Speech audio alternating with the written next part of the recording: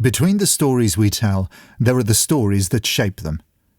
While we prepare for the next season of Haunted UK Fiction, we're taking a moment to step away from the stories and into their origins. Ink and Influence is a short-form series from Haunted UK Fiction, exploring the authors, ideas and moments that gave rise to some of the darkest and most enduring works of fiction. In this episode, we turn our attention to R.L. Stine and the ideas that shaped his legacy.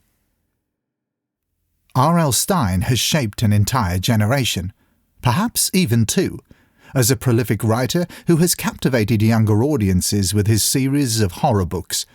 Seemingly never at a loss for ideas, his stories never fail to capture new readers as they come of age. His most famous and recognisable collection of books, Goosebumps, nearly never came into existence. In the 3 decades since the first Goosebumps book was released, the series has sold over 400 million titles and inspired both film and television incarnations. Some people take years to find their feet after their formative years. Others seem to know exactly where their path lies from a very young age. This was the case for R.L. Stine. At the age of 9, he found a typewriter in the attic of his family home. A life-changing discovery indeed. He began typing out little joke books, choosing to ignore his mother's pleas to play outside and instead staying in to write. Though very clever and creative, R.L. Stine did not do exceptionally well in school, perhaps due to his habit of disrupting the class with jokes. He wasn't particularly good at maths and hated physics and athletics, with the exception of playing ping-pong. He also spent a considerable amount of time writing stories and drawing comic books, something he envisioned as a possible future career. But the reality of his lack of talent at drawing shut that down early on. At his humble beginnings, Stine was the editor of a humour magazine. Writing horror, especially geared at a young audience, wasn't on his radar. He started out writing a series of books under the Fear Street banner which were aimed at teenagers.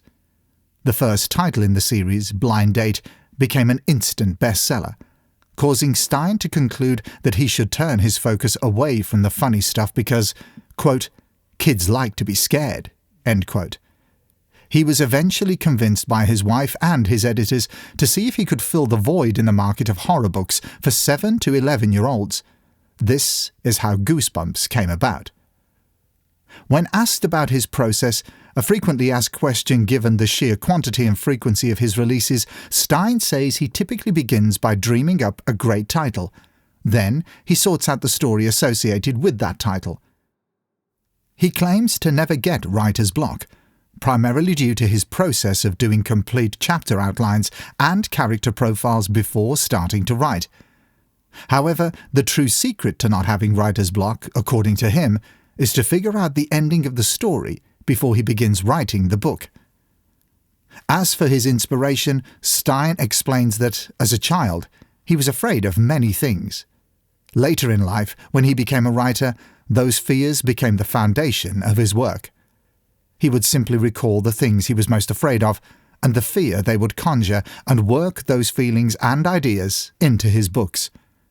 Those fears were, and are in a sense, timeless.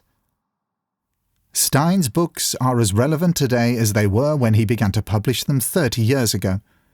In his own words, quote, "The technology has changed, but our fears never change.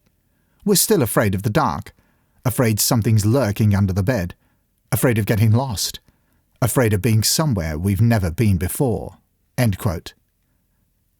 If you enjoyed this, you'll find more stories waiting in our feed, and a new season not far behind.